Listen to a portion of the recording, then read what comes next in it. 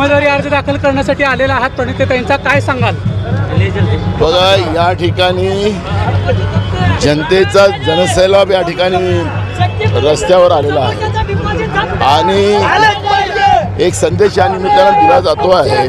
देशातलं जे तानाशाह नरेंद्र मोदींचं सरकार आहे तिला उलथून लावणं हाच लोकांनी ध्येय घेतलेला आहे. त्याच्या आधारावर इथं या उन्हामध्ये लोक प्रणितीताईचा फॉर्म भरायला इथं आलेले आहेत. प्रणिती शिंदेवर अनेक प्रकारे टीका करण्यात आली आहे. सोन्याची चमचा घेऊन ते जन्माला आलेत आणि ऊसतोड कामगाराचा मुलगा आम्ही उमेदवार दिलेला आहे अशी देखील टीका करण्यात येते. याकडे कसं पाहताय?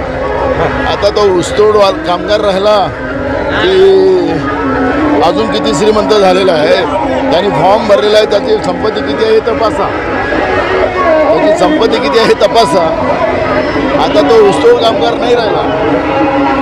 त्याच्यामुळे ऊसतोड कामगाराच्या घामाला या पद्धतीचं अपमानित करण्याचं काम भाजपने करू नये. एकंदरीत राज्यात महाविकास आघाडीची 4 तारखेला अवस्था काय असेल किंवा काय निकाल लागण्याची शक्यता आहे? महाराष्ट्रामध्ये 48 जागा महाविकास आघाडी जिंकेल अशा पद्धतीचं चित्र आज महाराष्ट्रामध्ये आहे.